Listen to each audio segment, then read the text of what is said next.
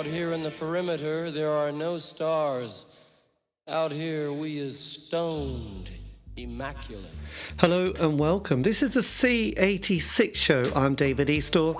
As you know, we love a special guest, or two, in fact, because this week I'm in conversation with two people, Martin Porter and also David Goggin, who have just written a book titled Buzz Me In, Inside the Record Plant Studios.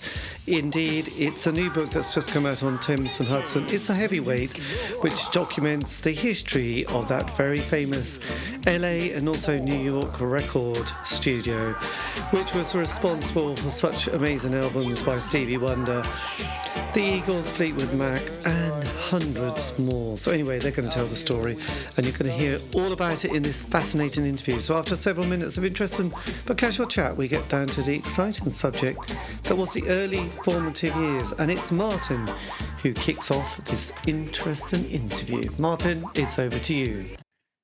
My introduction to music was a kid I was born in the 50s, so my introduction to music was in the mid-60s. Cream, certainly Jimi Hendrix, followed by Blind Faith and bands like that, and fell in love with the music, but also never proved that I never really had a musical background. But a friend of mine started taking recording lessons from Phil Ramone, famous producer who became a famous producer with Paul Simon and obviously Billy Joel. And I said, you know what? I took a couple of classes and I fell in love with audio and Right. tech bros. And I would guess I wasn't technical enough to be called a tech bro, but if you were into technology back in the mid 60s, the late 60s, the only technology you could really grasp was audio. So I fell in love with studio, I fell in love with hi-fi. And obviously, it was my real skill set was writing, though. So I became a journalist, wrote journalism, and found a career, and made my first break in the late '70s. It started a magazine called Pro Sound News, which eventually was in the U.S. and in the U.K. For recording studios, which is where I met David. He was a columnist at a competitive magazine. and became friends, and at some point a competitor. But I'll hand it over to him. But basically, our roots are in recording studios in the 70s. Right. Yes. And David, what about your own musical awakening? What was yours? Well, when I was in high school, I lived across the street from a hi-fi store that had some demo records, which I ended up buying. And I listened to Simon. And my mother worked at a market that had records, so she would bring home the latest records for me. So it was, the early mid-'60s, Simon and Garfunkel, Bob Dylan, Rubber Soul, and that was kind of, I got introduced, and then I started college in the mid-'60s, and we had a club, and we did light shows, the first psychedelic light shows Right. in Southern California. And we had this show with Big Brother and the Holding Company with Janis Joplin and Buffalo Springfield, that sort of thing. And I did theater. And then after college, I had a small theater and a comedy group. And so with your comedy group, was that part of, did you come into contact with the Fire Sign Theatre Company at this stage? Yeah, we were kind of coexistent. We were the Orange County smaller FM underground station, but we knew those guys. And what about the Coquettes? Did they come into your consciousness? No. But I interviewed the Fugs when I was in college. Right. But our theater turned into a comedy group that went on the radio. And I worked in radio for about 5 years. That's where I really got introduced to music. We always got the albums. Every week there'd be 10 or 12 copies of the new John Lennon solo album, Bob Dylan, Electric Ladyland, the English cover with the naked women. Yes. So I was in radio for 5 years, and when after I finished my career in radio, I started working at a small recording studio and became a recording studio engineer and manager, and worked with Kenny Loggins and 3 months with Stevie Wonder. And then I moved to Hollywood to make my killing as a writer. And I actually was at a magazine that Porter ran. He was my editor for 9 years. Right. I began photographing the artists and interviewing them. And I got involved with Record Plant. I met Chris Stone in the early 80s, and he asked me to take over um, the streetwise words, the publicity for the studio when they moved to a new location. And and then it just continued from there. And I sold a story to Mix Magazine, and I was the editor at large for 25 years, interviewing everybody from Fiona Apple to Frank Zappa, and just kind of followed that path.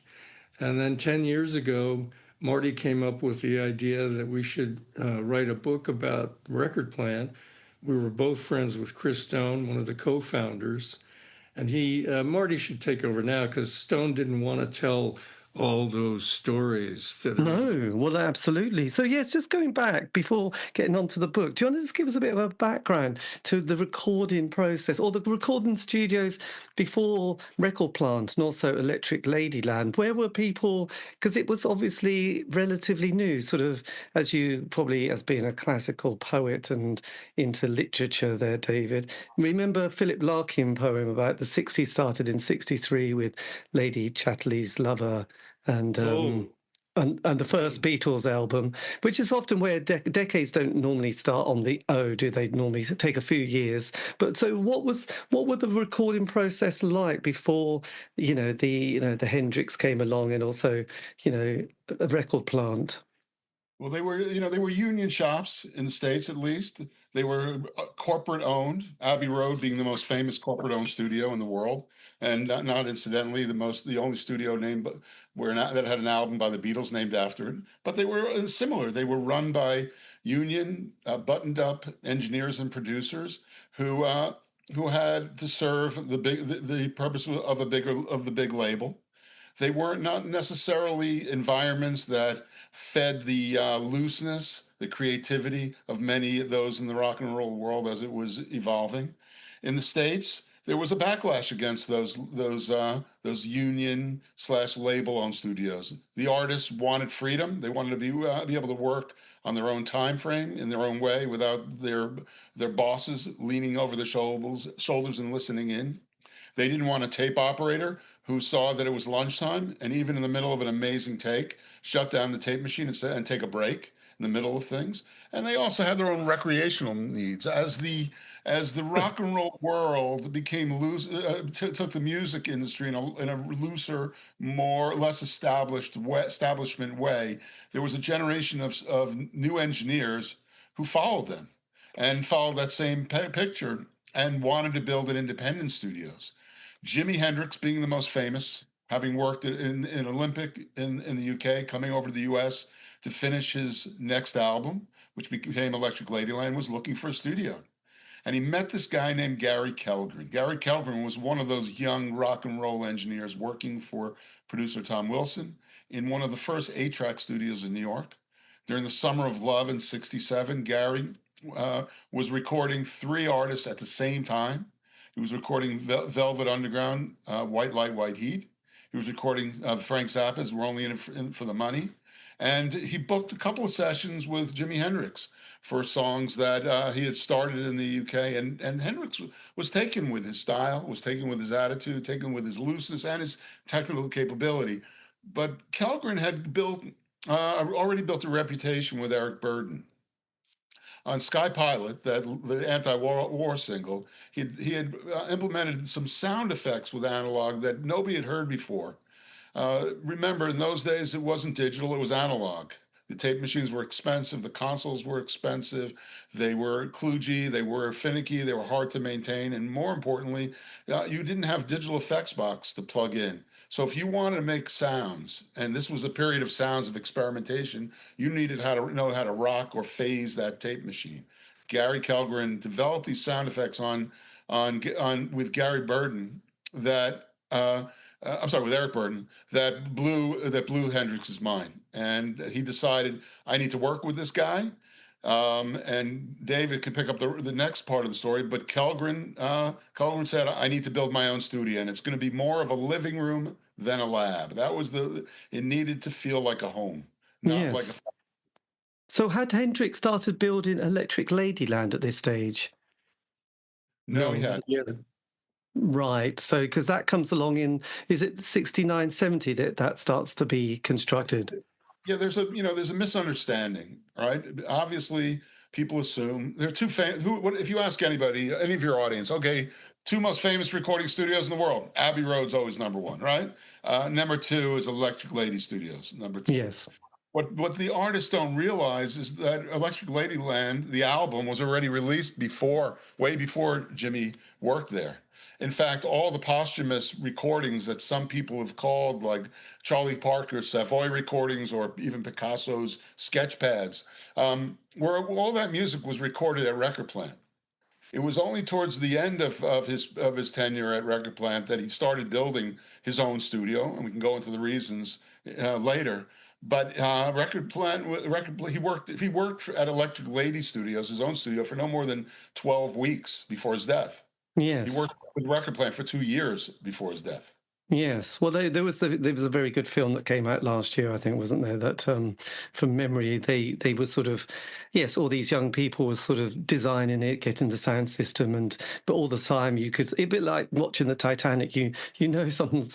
He hasn't got long left, has he, with his optimism with this business adventure? Yeah, no question about it. Listen, it's still in existence from a creative space standpoint and environment. He took the design to new levels. I think even Gary Kellgren would admit that Electric Lady for a while was a far better studio. Electric Lady, it was a far better studio than Record Plant. But there's no question that when Jimmy went to build his own studio, it was a tip of the hat technically to what Gary Kellgren and Chris Stone had created on 44th Street in New York City. Yeah, I think we should talk briefly about the relationship between Chris Stone, the businessman, and Gary Kellgren, who was kind of this magician in the studio. Was it a bit like the Woodstock adventure with Michael Lang and the guys who funded the operation? Was it that kind of yin-yang kind of relationship that they had? Oh, totally. Stone was previously a marketing man with Revlon Cosmetics and Mattel Toys and traveled all over the country. And he met Kellgren because of their respective wives.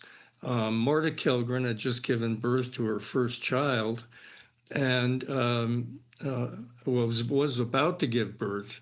And Gloria Stone, who was kind of the bookkeeper for the studio with Chris, they got together because Gloria had just had her first child. So while the women are talking about, what are we going to do? How do you live in, with a new kid? And how do you, the two men meet each other. Mm-hmm. Chris Stone had nothing to do with the music business, but he was a marketing genius. And he started talking to Kellgren, and Kellgren was working for $200 a week and recording those three acts, Velvet Underground, Zappa, and Hendrix. And he said, boy, I think we could do something together. So he had a friend who had invested in the first Broadway show with full frontal nudity. Oh, is this Hair, isn't it? Yeah, Hair. So Ankie Revson was the widow of the Revlon guy. I'm not the widow, the divorcee that came into a lot of money, and Stone called Anki and had a meeting with her, and she said, "Okay, how much does it cost to start a recording studio?" And he said, $100,000. That was a lot of money in the late '60s. Well, yes. She pulled out the checkbook and wrote the check, and then Kellgren found the building, and you can take it from there, Marty. There's Yes. one other character in the origin story of Record Plant that we can't forget. It's named gentleman I mentioned before, named Tom Wilson. Right. Tom is a legendary label executive / A&R / record producer. Tall, handsome, debonair black man who was produced rock and roll. He turned Dylan onto going electric. He saved Sounds of Silence for Simon and Garfunkel. He was the client who not only Gary was working on with Velvet Underground but with Zappa, but it was Wilson who loaned, who was friends with Chas Chandler, who was Jimi Hendrix's manager, and loaned him Kellgren, loaned him the studio time that introduced Kellgren to Hendrix. And Wilson remained a part. Those four were the partners. It was Anki Revson with the money, Stone the business brains, Kellgren the musical and audio genius, and Tom Wilson the connection who could bring the artists in and bring in the business. They were the four partners who started this enterprise. Yes, blimey. And it started his first studio was in New York. Yes, 44th Street, 321 West 44th Street. Was there something in the air? Because obviously the Woodstock, was the festival was based on the idea of raising money, wasn't it, to build a studio? Was this something that everybody was thinking this is going to be the future? Well, it was the present, because remember, the technology was just happening. 8-track. The Beatles recorded Sgt. Pepper on 4-track. 8-track was just suddenly happening. Big consoles were happening. The record labels were starting to smell money, and artists like the Beach Boys and the Beatles were showing what you could do, how the studio could become an instrument in the hands of a creative artist and creative producer and an able engineer. And the tape machines from Ampex and 3M were coming out, big consoles were coming out, microphones were coming out, and creating new acoustical environments. And they were making money. So let's put it this way: Kellgren and Stone started this to make money. The reason why Jimi Hendrix's management convinced him to build Electric Lady Studios, because they saw how much money Record Plant was making. Right. Bearsville was built by Albert Grossman because everybody saw how much money Record Plant was making. The record business, it was a boom in vinyl. There was a boom in music, in stereophonic distribution. Hi-fi was the hot product those days, and you needed to feed those hi-fis out there with vinyl. To create that vinyl, you needed professional recording studios that could crank out music for a culturally more adventurous, musical population. Yes. Rock and roll. But it So I bring it back to the technology made it happen. Yes, there must have been a lot of advances at that point. But at the same time, during that late 60s and in the early 70s, obviously there was, when you mentioned money and how much was kind of splashing around, and being in New York, was there any mob connections or any sort of involvement with gangsters or Morris Levy or anybody like that? Were they sniffing around at this stage? The studio business in New York, like many businesses in the music business, certainly had people sniffing around.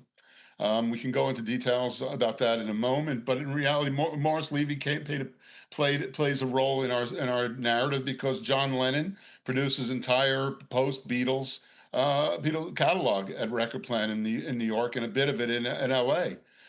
John Lennon's engineer and chief engineer was the new studio owner in New York, a guy named Roy Cicala. There was a joke that, you had to be Italian to work at Record Plant New York, that we never found evidence that there was mob involvement. All right. Although, it may have been stereotyped because there were so many Italians involved. But Morris Levy was involved, obviously, because of Lennon and because of his role in the rock and roll album. And the rock and roll album was recorded both with Phil Spector and John in L.A. and finished by John and Roy Cicala in New York. Yes, blimey, they move fast. And what was the sort of, I mean, obviously you mentioned earlier, 67, the Summer of Love, you know, you had that great event, Golden Gate Park in January, didn't they? In the UK in July, they had this, the 14-hour Technicolor Dream with people like Pink Floyd and, you know, John Lennon was there as well as John Peel. So, you know, by the late 60s, though, things were getting a bit not quite so lovely, was it? There was the kind of hard drugs and things were getting a bit sort of messy at this stage. What was it like for sort of trying to make a business out of so many people kind of coming towards the end of their lives? Like, you know, you had Brian Jones and then you had Hendrix, Morrison and Joplin all dying at one stage. Did it feel like quite a, and the Beatles breaking up, which was huge, but did that feel like quite a transformation with you know, it was music, did it feel like music was potentially coming to an end? Oh, I don't think so. No, the boom was just getting started, and Yeah, it but they were all dying. well, you know, new people took over. Uh, Yes. But people fear change, don't they? You know, I mean, when you suddenly saw the glam rock, heavy rock, prog rock world, it was very different to the Summer of Love, wasn't it?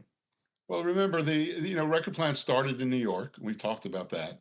But in '69, the record business was moving west in the United States. LA was becoming the scene. And it was Hendrix who turned Kellgren and Stone onto the fact that there was that was the future of the business, and they got on a plane, and they scouted out a second location. That second location was enabled them to build a studio on a higher level beyond what they were able to do in New York. And at the same time, contrary to what you're saying, Warner smelled money, and they smelled money in the cable television business, and they bought Kellgren and Stone out for a lot of money, made them extremely wealthy, and sort of funded not the expansion in Los Angeles, and a couple of years later in Sausalito up in Northern California. So I Yes. thought, listen, there's clearly drug. Let's just cut to the chase. Clearly, drugs became a significant part of the culture, became a significant part of the creative process, and it was always Record Plan's role not to be the quote unquote dealer, but to make an artist feel comfortable with whatever habits or entertainment or recreation they preferred. That was changing the scene, was changing the culture, but it made the environment even more important because it needed to be safe. And David, you can talk a little bit about how the studio was built to protect and offer a secure environment for the Yes. art. well, LA. the studio in LA, well, Record Plant was the only studio around that you could lock the doors on the inside. You were totally safe. And Chris Stone made sure that the artists were totally feeling secure. And Kellgren had the idea also to expand the studio concept into a resort almost. And the LA studio had 3 bedrooms that were themed on different. One was the sissy room, which was a big fluffy bed with chiffon and all. And there was the boat room, and again, secure little porthole windows. You could go in there. It had a bed. You could write music. You could smoke and drink and do whatever you wanted, and you never left the studio. And then there was the rack room uh, that had hardware and things like that with, ropes and stuff. But Right. there aren't many that gets played up too much, but it was available. Yes. And it was It like was. It wasn't like the BBC studios, though, was it? It wasn't like Maida no, Vale. oh There were no, there were mirrors embedded on the consoles, and the assistant's responsibility was to make sure there was a clean razor blade in place every morning. Right. And so they served the artist. I think. Listen, our story and the record plant story epitomizes the sex, drugs, and rock and roll. No question about it. What we like to add to that famous slogan is sex, drugs, rock and roll, and audio. Because no matter how much sex and drugs that they provided and they allowed, so to speak, if the studio didn't have the first class equipment, didn't have the best acoustics, didn't have the most reliable and service oriented engineers, didn't have the best maintenance, no artist would have worked there. And it was up to Kellgren and Stone to assure that no room in the country sounded better, that the studio monitors, and Dave will tell you a story, a moment about them, were the best sounding monitors. The experience of playing back your music and recording it was bar none the best. And to give you an example, tell them about Zimzik and the James Gang, David. Well, Yes. this leads to kind of like the birth of the Eagles in a way. Before the Eagles, Bill Szymczyk was producing Joe Walsh, and Joe Walsh was working on a song called "The Bomber," and these guys like to listen at the loudest volumes possible. They had a rack of like huge 10 of these tannoy monitors just blasting out every day as they wanted it louder and stronger. They wanted to feel the music in their chest when they're in the studio. And every day they would blow out monitors. They would start smoking. They would fall off the walls, and they'd call in Chris Stone and say, "Look, yeah, we need more monitors." He says, "That's okay. The record company will pay for it." They had a little tiny warehouse with extra monitors. They kept supplying monitors that were blown up every day by Szymczyk, who produced the Eagles in a year or so after this. And Tom Hidley was another mastermind engineering genius with acoustics and design. And he designed a monitor that could withstand the sound of Joe Walsh and the Bomber. Right. And it became a world famous monitor, and there's still the same design is still in use today all around the world. Hidley just died about a month ago at the age of 93, but he was another critical part of this combination. You got to remember that the studios were competing with the best technology, the most tracks, the most elaborate consoles that were probably ever constructed. And it was like the Renaissance when painters wanted to find the latest paint. They would go, to far points of the earth to get that pigment.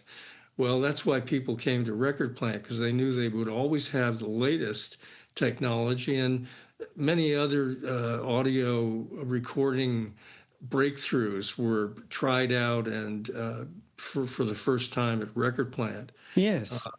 Because in the book, cause it's quite an education, isn't it, actually? And it's beautifully compiled and put together with these little chapters and bits with, highlighting music. But there was an interesting one about Stevie Wonder, isn't there? Wanted to Ponto. Do you want to just explain what this is? Because it's obviously, confession time, not really come across this before, but it did look like a rather innovative and sort of futuristic world of engineering and sonic soundscapes. Well, Stevie's engineers were Bob Margouleff and Malcolm Cecil, and they had designed and implemented a huge composite synthesizer that could create almost any sound you wanted. But it was early modular stuff, and it really took two people to operate it. And they designed, and Stone said, "Okay, once again, if you guys book the studio for a year, I'll build your studio." So they built Studio B at Record Plant in LA to house this monstrous synthesizer modular beast called Tonto. And within that room, and it was a quad room, predating immersive sound, what we're talking about now, but it was a place where Stevie Wonder could be in the middle of the room and be part of the music all the way. And the three of them could, and he would have ideas in his mind, and these two guys could make it happen. And they worked together on the three of his biggest classic albums. Marty, you want to take it away now? I think there's a what we write about in the book is the fact that there's a direct line between Jimi Hendrix starting the studio, the record plant, then moving out to LA, and Stevie Wonder encamping himself in Studio B and doing his entire catalog, classic period catalog, and leading back to New York with Lennon, and then Springsteen, and obviously Eagles and Rumours. They're all connected by a couple things. One, they were products of the record plant aesthetic, which was where they were serving the artist, where the acoustical design of Gary Kellgren and Tom Hidley was the norm. Those monitors and those control room designs were what they heard and how they listened and recorded their music. But Stevie was, if anybody, was probably I can't imagine. Yeah, we're talking about the Eagles, Hotel California. We're talking about Lennon. We're talking about, Hendrix. But nobody produced hits in the 70s like Stevie Wonder. You're talking about Inner Visions. You're talking about Talking Yes. Book. Fulfilling This, Songs in the Key of Life, all were part of 300 songs that were recorded by Stevie with Tonto, which was that giant name for the giant synthesizer, and his two engineers during that period. And that's that Studio B, which was a quadraphonic room, which wasn't really a very fancy room, but it was produced probably more hits than any studio in history, and was a record plant studio. Yes, and it was kind of there was also interesting things that I'd learnt and discovered. Probably I was a bit naive, but the soundtrack to Woodstock, one always had this idea that it was all going to be recorded live and that was it. But actually, does it get completely remixed and re-recorded by the artists to No, let's just say it got heavily fixed up. I mean, there were problems. It was raining. It was just a mess. And nobody'd ever had to record a live show like that with 500,000 people. And at that time, another famous engineer was part of the team, an Englishman, by the way, who had worked with Hendrix and got pretty famous with Led Zeppelin. Pick that one up. Eddie Kramer. Eddie Kramer was hired to help Gary handle his work. He came over from England and finished the work with Jimmy. But he did some of the most pioneering live work. He recorded Woodstock live, and Woodstock. To go into the details about Woodstock, is only one of innumerable live albums that were recorded in that period that really weren't all live. Let's face it. There was certainly Woodstock because of the weather, because it was new. People were new to recording live concerts on that scale, and since there had never been a concert on that scale before, there were weird frequencies being recorded. The tapes were crapping out. Many of the sessions just were not acceptable for release. So what do? You mix it, you fix it, and in many times you find somebody to fill in some parts. Those Woodstock tapes were shipped all over the country to artists who were requested to go back in the studio and fix their performances. Yes. And we don't have specific details, but we can tell you right now that we have multiple engineers and producers who've validated the fact that much of the Woodstock album was fixed in post, as they say. But so were other albums. Bangladesh was another record plant album, and one of the things that we can't forget is live albums became a very big thing. Frampton, Kiss, David Bowie, Lou Reed. Many of those albums were recorded live, but they went back in the studio for sweetening for post-production. Yes, and the other one, which was one of those films that I suppose I'd still rate as I'd watch it again, put it that way, which is always the thing with films, isn't it? You often wonder if you'd watch it again. But Rumble in the Jungle, that was quite an interesting, because this is 74. God, what a scene that was, man. Yeah, it is quite bonkers, and it's not just to pull off, because we got James Brown, and Stuart Levine is another important figure. He was very close with Chris Stone. I've met him a number of times. And he and Hugh Masekela, who had a big hit, were kind of the brains behind making that happen. But the stories in the book are hilarious. I mean, they're trying to get these 24-track machines, and the plane is getting overloaded. They, take it away, Marty. Yes. Off to Africa. Yes, off to some sort of mad dictatorship. Yeah, well, they went to Zaire. Zaire was a mad dictatorship at that point. They were putting on a world-class concert in an environment that was not used to doing that for a prize fight. between Ali and Foreman that never took place. It was a real mess. And but they did record the tapes. Those tapes were confiscated, or were almost confiscated by the government for lack of payment. And it was up to the record plan employees to smuggle them out of the country. And they smuggled them onto a fishing boat, got them out of the country, saved those tapes, and they sat in an archive for many years. And when Stuart Levine had the opportunity to produce a movie many years later about those, he switched on the 16-tab tape machines, and those tapes came alive. They recorded. Certainly, Record Plant had learned a lot, and the recording industry learned a lot about recording live over the years before the fiasco of recording Woodstock. Yes, no, it's just, I mean, it's both a great film, but also the music in it is just absolutely extraordinary and quite menacing, really. I seem to remember it felt like it was going into some dark corners, but in a kind of mesmerising way as well, really.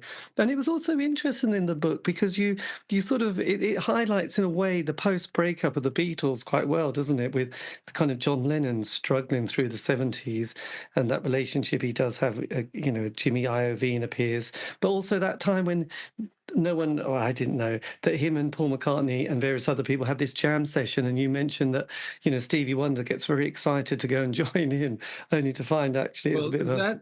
That jam session on Sunday nights, it was playfully nicknamed by George Harrison. Paul McCartney had just come out with Wings, and on the back of the album, you could join the Wings fan club, and he was close with Jim Keltner, who I think of as kind of the heartbeat of the studio. He was there from the very beginning with Kellgren until the very end. And so it became the Jim Keltner Fan Club Hour. And Sunday nights, a couple of those nights ended up with people that had never worked together before and would never work together again. I think you can fill in the gaps there, Marty. Yeah, let's just sort of roll back for a moment, because it's the relationship between Record Plant and John Lennon starts when Lennon has finished almost finished the Imagine album, but realizes he needs some overdubs, and he's moved. He and Yoko have moved to New York. The only studio and the only engineer who was first rate enough for a Beatle like that was the Record Plant, and the engineer is Roy Cicala, who by then was running that studio. They finished up Imagine. John fell in love with Roy for a lot of reasons. But a significant reason was that his producer at that time was Phil Spector, and Phil Spector was crazy.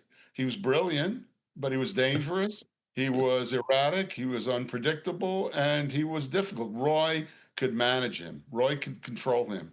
And Roy talked the truth to John. And John, like Jimmy fell in love with Kellgren, John fell in love with Roy. And that relationship not only became that relationship that produced Mind Games and Walls and Bridges, but ultimately stayed intact to the end of John's life, to the effect that John was working with Roy the night of his death in December 1980. And and obviously there was the 5-year gap while John was retired. But Spector was a character, and Spector also had relationship with Harrison. Obviously, he worked with Harrison on the Concert for Bangladesh and made it a brilliant album. But for John went out to L.A. for a period. He had his Lost Weekend, where he was working on the rock and roll album that we talked about to take care of Morris Levy and that whole problem. He was working with Phil at that time, and it was crazy times. That was John's Lost Weekend. He was drunk. He was creatively charged. He was letting loose. He had left Yoko. He was living with May, hanging out in L.A., and he was trying to finish that album in a very crazy environment, and with Phil Spector. And that it was there has been, when we started the book, we explored a story that had been rumored and that we had confirmed, that there was an evening 7 years before John's death where Phil Spector almost killed by gunshot John Lennon at Record Plant, L.A. And the story has been told so many different times by different people. We had a hard time keeping up with which was the right story. So we just told them all. But one thing we confirmed, that in one evening at Record Plant LA while they were working on the rock and roll album, and also while he was working with Harry Nilsson. There was a scuffle. There was a problem out in the studio, and a gunshot went off, and it came incredibly close to striking John. So much so that John alluded to it in interviews years later, and that even years later, when they tore down the Record Plant studio, they found bullet casings from that shooting in the walls of the studio. Yes. God, yes, that's quite chilling, really, isn't it? Really. But then we know what happened to Phil Spector with guns years later. Yes, I mean, you wouldn't say same with Marvin Gaye's dad. You wouldn't. There's certain Christmas presents you should avoid giving people, really, isn't there? And that was definitely a bad one, really. That was a bad choice. I just want to mention one thing. As a writer in the music industry for 40 years, I always dreamed that when you're reading the story about a musician, a famous musician, and a song, that if only you could, kind of quickly listen to the song to refresh your memory about what the story is explaining how it was made. We put together a Spotify list so that as you read the book, it's broken down into tapes and albums, and you find the dates. And we have a QR code so that when you come across a song like Sky Pilot by Eric Burdon, you can hit the button and you can hear it. You don't have to listen to the whole thing, but suddenly the words in the book become very musical when you hear the music itself. Kind of brings it all to life. Yes, well, absolutely. So look, last week I went down to London to see the new play called Stereophonic, which is kind of based. Have you come across it? Yeah, Marty went to see it, and he alerted Ken Calais, the producer of Rumours. That's your story, Marty. I don't want to interrupt before you want to finish, and then I'll tell you the story.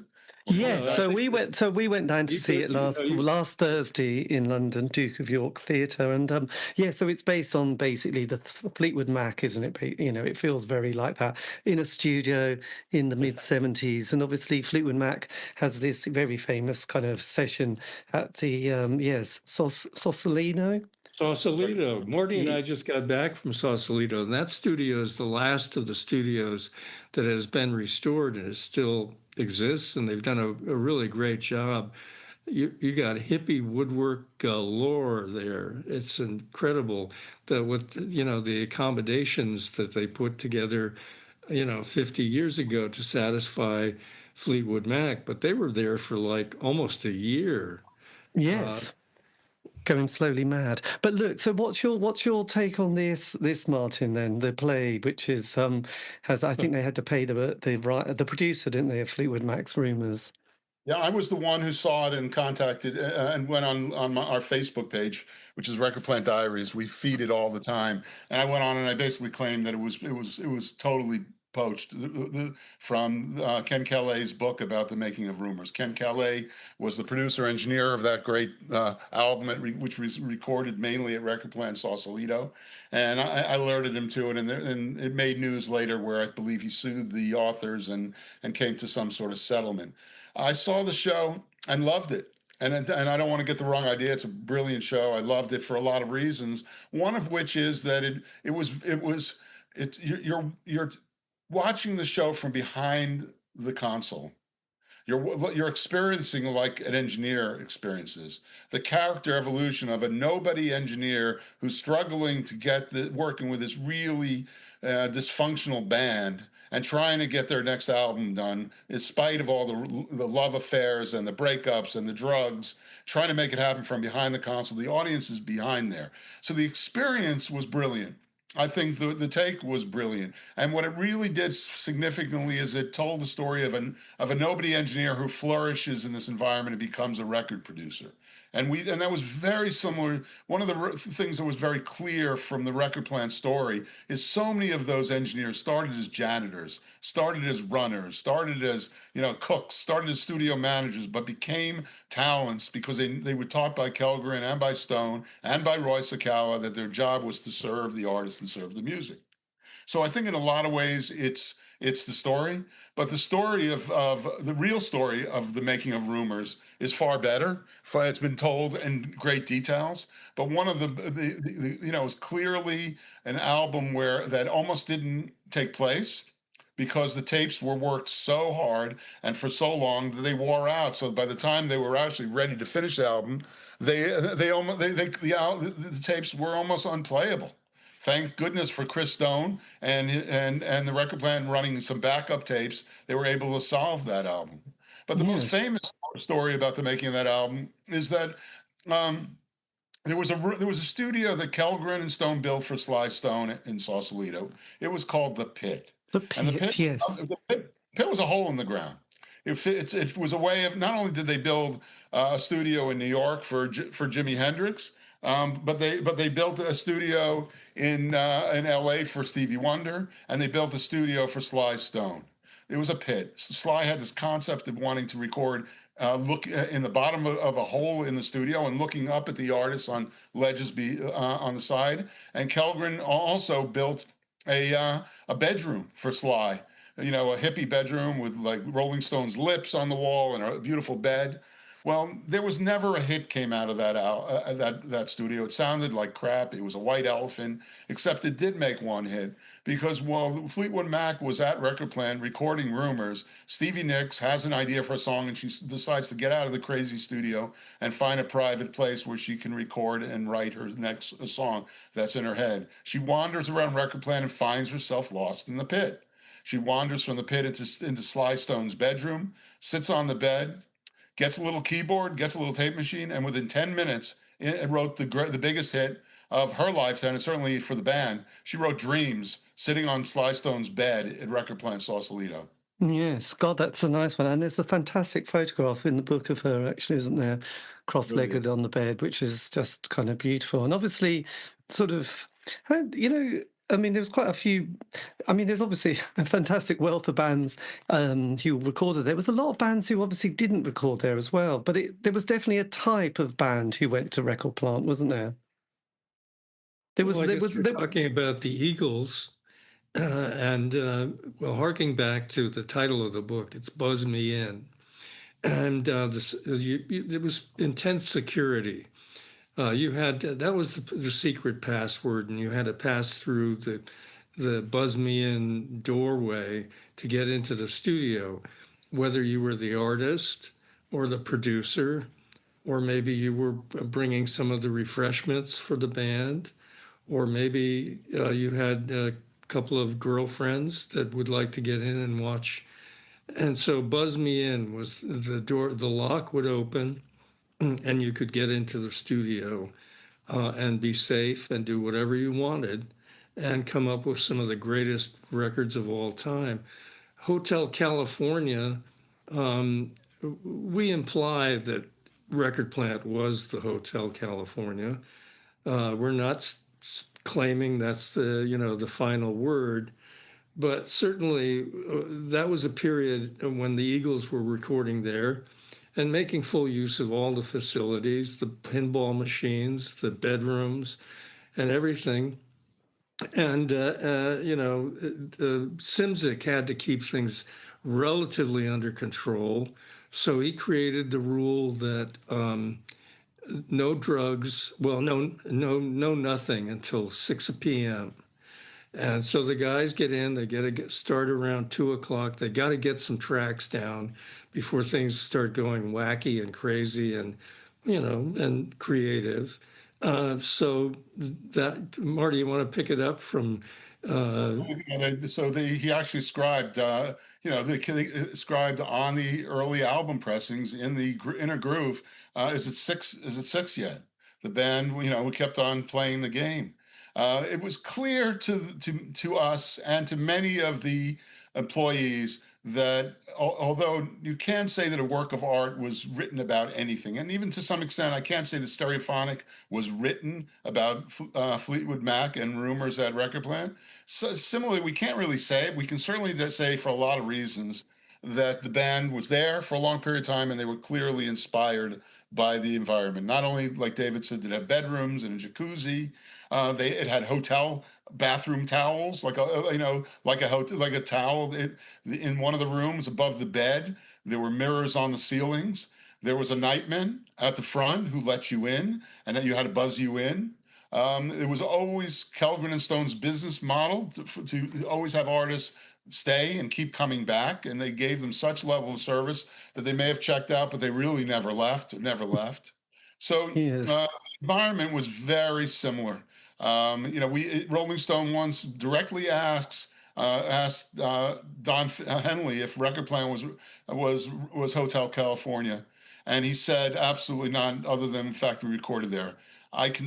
So he's the author of the song. He says no, but we can certainly give you endless amount of inspirations. It was always Stone and Kellgren's idea to rent rooms to rockers. Even there was a magazine article that circulated about interviewing Kellgren and Stone prior to that, while they were recording that, about their business plan to open a chain of hotels for rockers. Yes. Always a business model. Yes. Well, it was a kind of gold. Obviously, Hotel California. We talked about Rumours. We talked about Songs in the Key of Life with Stevie.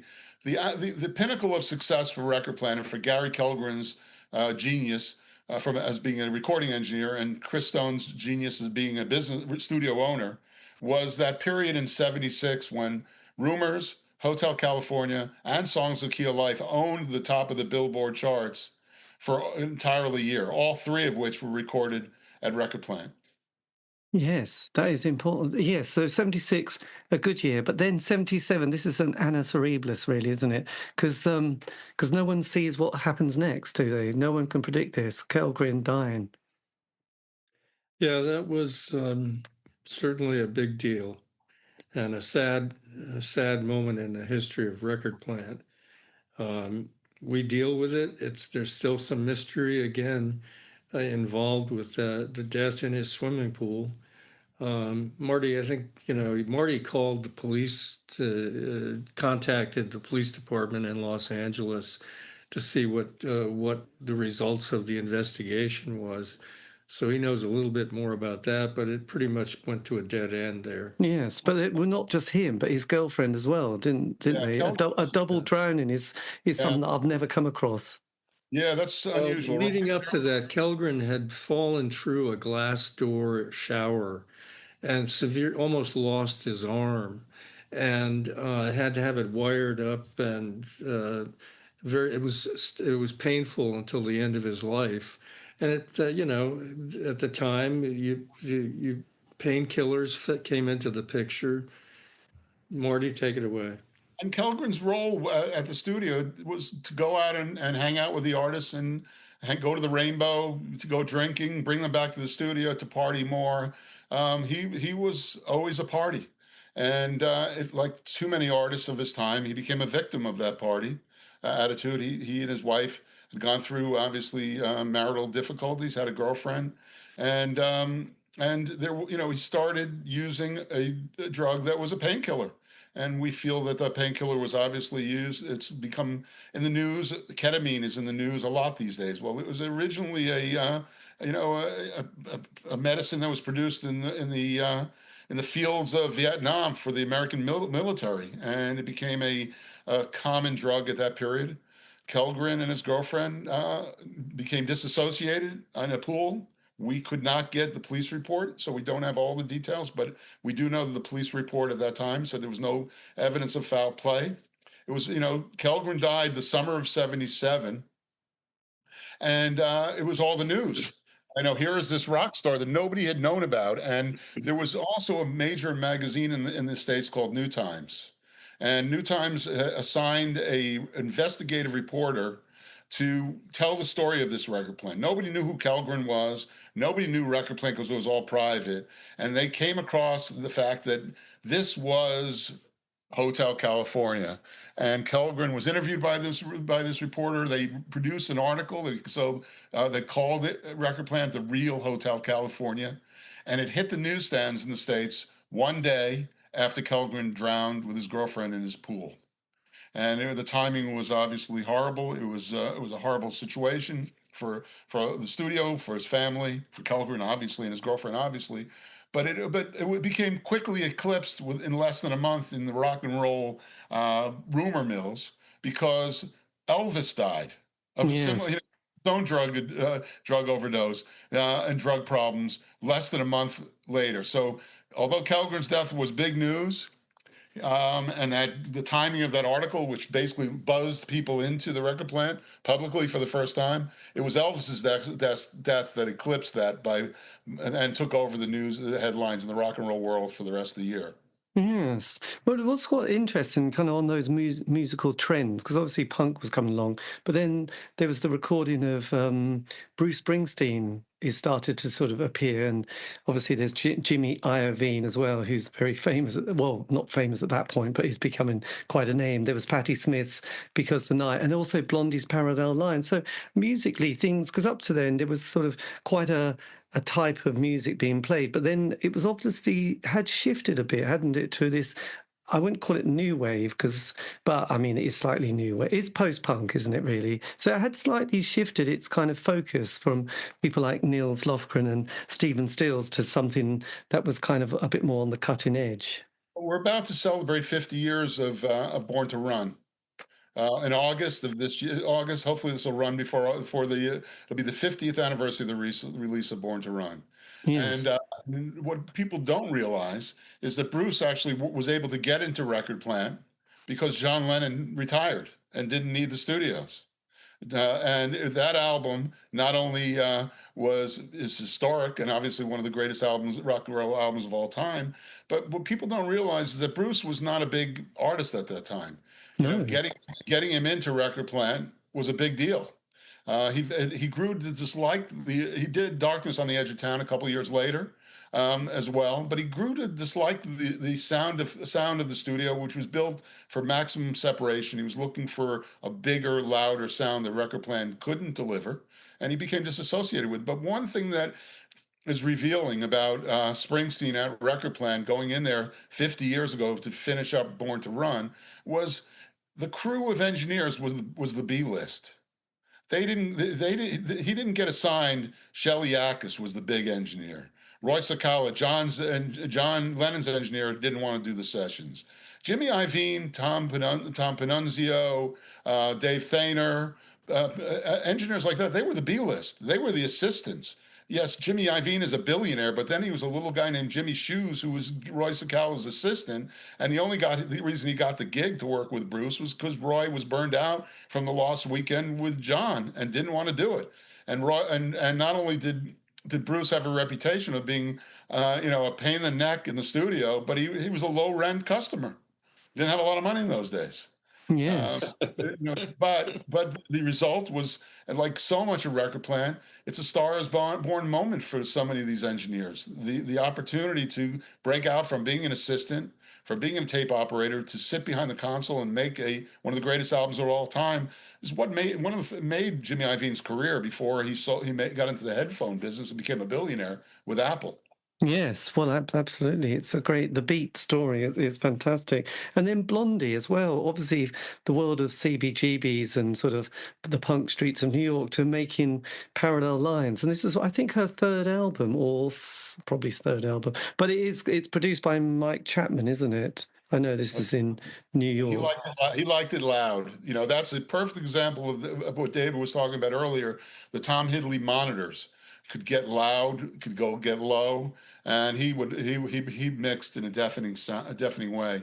There was one other element of the New York studio that is historic that people will recognize, but they won't realize it was Record Plant, and that was a place called the 10th Floor Roof. When Kellgren and Stone, before they moved out to LA, they wanted to keep Jimi Hendrix's business, and they built him a private studio up on the 10th floor.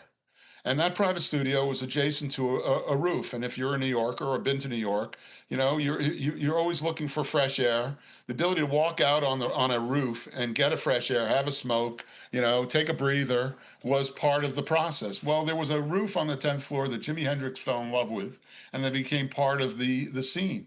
parallel lines. If you look at the album cover, there's a photo of the band standing on the ledge, appearing to stand on the ledge of the roof. That was taken on the 10th floor roof of Record Plant. Years later, you see Bruce and the East Street Band on all the publicity shots for Darkness on the Edge of Town. Those were all photographed on the Record Plant 10th floor roof. So that roof became a very popular getaway for artists who were looking for a breather, but for photographers who had a deadline to get album cover art photographed for the artist while they were finishing their albums. Yes. And then the story of Double Fantasy, John Lennon comes back, doesn't he? So where does he sort of set his heart on sort of recording this? Well, I think Jack Douglas had a lot to do with it, who had worked with him from the very beginning of his post-Beatles career at Record Plant.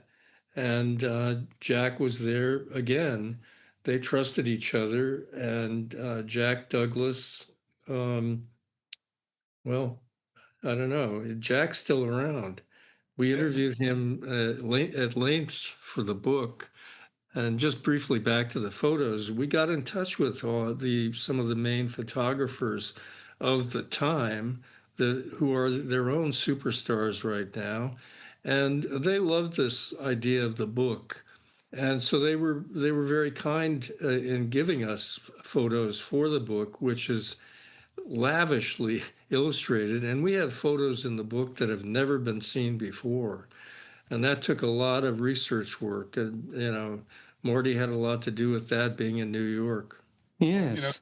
We have famous rock photographers like Bob Gruen, who photographed John's, post-Beatles period at Record Plant. Important thing. You talk about Jack Douglas, and you talk about the end of our story. The Record Plant lasted the Record Plant in Sausalito is still, as David said, in operation. L.A., although in a new location, closed last year. And the 10th floor studio, where John worked the last night of his life at Record Plant on Walking on Thin Ice with Yoko, is still being used as a mastering studio by Sony Music. But our story, starts in '67 with Kellgren working with Hendrix and Velvet Underground and Zappa, and it ends that last night of John Lennon's life in 1980. But the interesting thing about Lennon is that he worked with Jack Douglas for many years. Jack was a janitor when he first went in there for Imagine, and during the course of those years, Jack Douglas not only went from being a janitor to being a platinum producer for Aerosmith and Cheap's Trick and people like that. And when John and Yoko came out of retirement, they had a big choice to make. Do they go back to Record Plant, or they try something new? And they chose to go to Hit Factory. Now, Hit Factory was the main competition for Record Plant at that time by 1980. It was owned and operated by a guy named Eddie Germano, whose roots were Record Plant. He was the studio manager of Record Plant until he went and bought Hit Factory himself. And John and Yoko chose, with Jack's help, to book Hit Factory instead of Record Plant. Now, Record Plant needed that business. Right at that point, it was it had gotten a little shoddy. Business was falling off. The studio scene was getting a hard time, and Hit Factory, bluntly, was kicking its ass in the studio business in New York at that time. And people were falling out of love with the Hidley and the Kellgren acoustical design of the studio, but Jan and Yoko did most of the work on that last album, Double Fantasy, at Hit Factory. But for their last songs of their life, they went back to Record Plant to finish the work. And it was working there that night, after working there that night to finish that song, that John and Yoko left the studio, and John's life ended, unfortunately, at that time. Yes, my God, that's that's quite a moment. And is that obviously then during the 80s, you mentioned what other albums, but did you feel like that was for you where you wanted to finish the book at this point? We could have kept going. The story, there is a part 2 to the story, because the 80s, particularly in Sausalito and LA, were very robust, big time. You have remote trucks doing things like Prince's Purple Rain. You have years later, Beyonce, Justin Bieber, Michael Jackson, Guns N' Roses working in LA. You have certainly Rick James, Huey Newton, Santana. We can list endless artists who use those studios after we stopped in '80. So we needed a period, but the period we thought at first to stop the book, to start the book with Kellgren, and to end the book with Kellgren. That would have been the summer of '77. But there were so many things that happened post Kellgren for a couple of years that we felt to extend the story, and the best way to bookend the story was with John in the studio. It was another indication of Hotel California in motion. John left the studio. You can leave, but you can check out, but he never really left. No. And we thought that was again harken to that business model that Kellgren and Stone originally sold to Anki Revson. And it sort of emphasized to us the fact that it had a secret mojo, it had this magic, and that, John and Yoko, even though they made that last album, went back home, and it was to Roy Cicala's home on 44th Street, the original record plant. Yes, amazing. And Chris Stone, he died, was it about 9 years ago? Yeah, we got together with Stone, and he agreed to do the book because I had known him for so many years. Marty likes to call me his consigliere or something. We were close, and I learned a lot from Stone about business and about how the recording studios work. And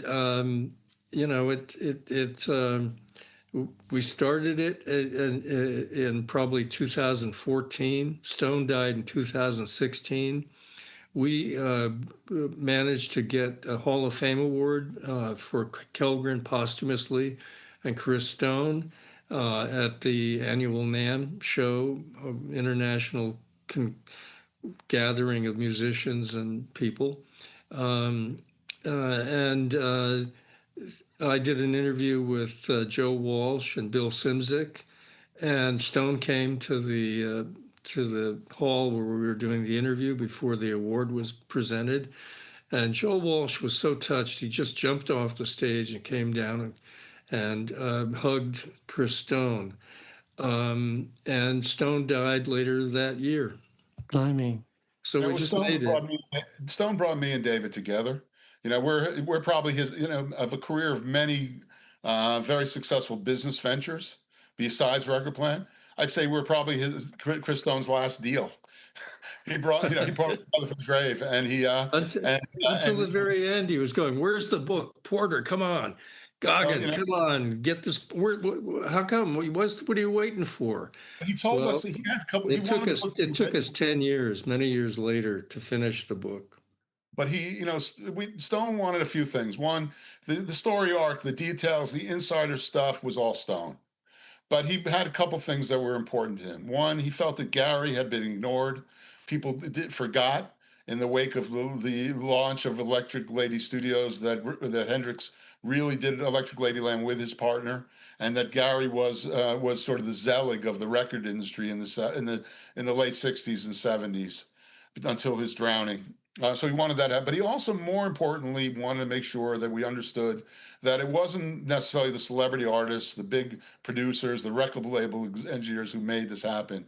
It was kids who would work for $1 an hour in those days, work 24 hours around the clock, clean toilets, do anything to get close to the music. They were the ones who had it. Some of them have had their stars born moments. Some have not. Some died in obscurity. Others went into other careers. But Stone felt that this book should really be dedicated to them, and he connected us with over 100 alumni who we interviewed, who told us, frankly, some of the best stories, because they were, flies on the walls of some of these sessions, and were there, who could really validate some of the claims, give an opportunity to come up with new storylines, and it was really Stone's mission to talk about the studio business as being a community that really got this happening. And I think if we look at something that I personally feel, and I think David, you agree, we feel is our biggest accomplishment is shining the light on the fact that that these studios were a product of many unknowns and many people. It took many people to make this music happen. And Yes. many women as well had a big part in the studio. Its success. I learned that early on from Stone that the women, especially the ones who booked the sessions and managed to balance so many different superstars working at the same time, incredibly important. And Yes. so we wanted to give credit to them. And some of the first women engineers were at Record Plant as Yeah, well. well, it's quite a book. So when you were starting to write it, just because there's two of you, did you take turns of who was writing bits of it, or did you sort of rewrite each other's work? How does that work? I would Well, say I did a lot of the rough drafting. David did a lot of the refinement. He says he likes to say he does the juice, he provides the juice, I provide the pulp. I think that's a good way of explaining it. But so much of the work was the interviews. So much of the work was the research. So much of the work was assembling that into a credible storyline. We sort of went back and forth. I would say I drafted it. David cleaned it up and edited it, and we went back and forth for 10 years to getting it right. we Yes, wanted to and make sure that the witnesses uh, got their say, and that's what we call the people we interviewed. Over 100 interviews, and we were just working all around the clock finding these people, and many of them are no longer here. yes, But we got their words right from their memory and their mouths, and that's what really brings this book to life. It's not, like reading a bunch of newspaper stories and putting it together as a book. This is the inside. This is the inside story. this is it. So you must be thrilled that you got Thames and Hudson to publish it, and also it's also been so beautifully designed as well, hasn't it? It's very neat and it's very Oh, graphic as well. they really went. I mean, it's a book that somebody referred to it as the Bible of Record Plant. I mean, it weighs 2.7 pounds. It is heavy. It's got beautiful paper. The reproduction is incredible, and they made the slipcover kind of very interesting, kind of psychedelic look that when you walk by the book, it changes colors. Yes, Yeah. It's very groovy. We're lucky that we got such a good publisher and who put so much production value into it. They're known as an art publisher. I was in Paris recently. I went to the David Hockney exhibit. They did the catalog for the David Hockney exhibit. So they do beautiful books, and they understood a couple of things about this book that we were very fortunate to run into. One, they appreciated the amount of art that we had and how we hadn't seen before, and so much great photography, which we talked about before. They also understood that there was never going to be another book about the record plan like it because of the level of access. So they were publishing it for a long-term opportunity, and I think it's made the right impression on a lot of the reviewers, and certainly made the right impression on us. And considering that we put so much into it, we were thrilled. They've done music, not coincidentally, but along those lines, they've done the books for the Lennon family, Lennon Yoko Ono. They produced those books on Mind Games and Walls and Bridges. So they've and certainly Imagine. So they're known in the music business, but they certainly went the extra mile when it went to production value. yes. No, my God, it will be amazing. And what projects have you got? Any projects coming up next after this in the Well, pipeline? we're taking a breather, man. Nah, we're not taking a breather. We're not taking a breather. We We got have some ideas, but not for we're books, but we think that this story can be told in other ways. We're obviously, the phone. This has been, I wouldn't say ringing off the hook, but we've been approached by several people who see a visual product in what we've created here, and we'd be excited to take that story to Yes. to another platform. whether it's just audio, whether it's a documentary, whether it's a dramatic film. David and I have an agreement. We put 10 years into this book. We're not about to do anything that's not sizable. So we've big ambitions to take this to the screen. Brilliant. We love a good film, don't we? Yes, Yeah. we do.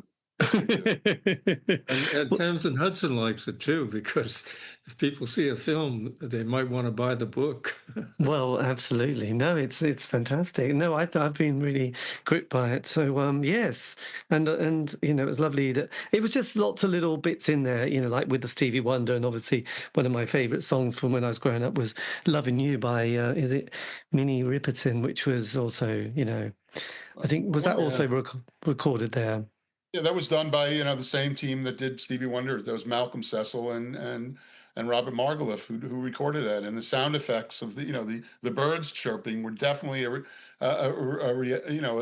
played off of the work they had done for on work with Stevie. So Yes.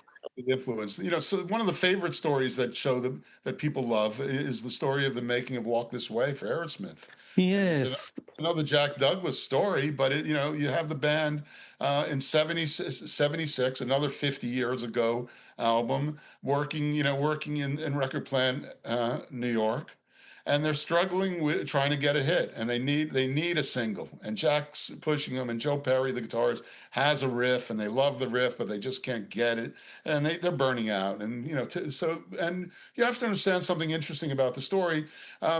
Each of the record plants was very much a product of their environment. New York studio was in Times Square. LA was right down the block from Sunset Strip. Sausalito was by the bay in Timber and off down the hills from Mill Valley and by the bay in San Francisco. But New York was Times Square. It was dirty. It was gritty. There was porn. There were hookers. There was heroin. There was all sorts of crazy stuff going on the streets around Record Plant, New York, when Aerosmith was working there, and it influenced a lot of their lyrics. But it was also home of the first run movie theaters in New York. Yes. All right. And the band said quit when they were quit things, and they went out for a walk, and they end up in a movie theater where Mel Brooks's movie Young Frankenstein is playing. And in there's the famous scene with the hunchback Marty Feldman, tells the group to walk this way, right? And he walks with a hunchback, and he's followed by his followers, but with a hunchback shuffle, and that cracked up. Steve Tyler cracked up the band, so much so that Jack Douglas told us that when the band walked back to the record plant afterwards, they were going through the streets of Times Square walking this way. And they went upstairs to the 10th floor, and Steve Tyler said, "I'll be right back," went into the stairwell and wrote the lyrics for that song after seeing that movie in Times Square, within a half hour. And possibly his biggest hit and the band's biggest hit of all time was recorded. Yes, and reappears in the mid-80s. So incredible. I know they are fantastic moments, those creative impulses. You just can't beat them. There you go. But look, thank you ever so much. This has been amazing. And yes, great timekeeping as well. So double, triple excitement there. But look, thank you ever so much. It's been an amazing book to get, and so beautifully done. Look at that. Certainly did a great job. They have done. Thank you very much. It was great because I like your work, and so I hope we can live up to your reputation as well. Okay. Well, I love your work too. So look, thank you ever so much, and keep on rocking, and have a great summer. We will, Dave. Thank you so as much. well. See you later. Take care. Bye-bye. Take care. Indeed, dear listener, that was a fantastic rock and roll end to any interview. Massive thank you to both Martin and David for giving me the time for that. That's talking about the book, Buzz Me Inside the Record Plant Studios. And the book has just come out on Thames and Hudson, available from all good bookshops and also online. Anyway, this has been the C86 Show. If you want to contact me, you can on any of the social media platform sites. Just do C86 Show. And yes, and all these interviews have been archived on Spotify, iTunes, Podbean. True. Have a great week. Stay safe.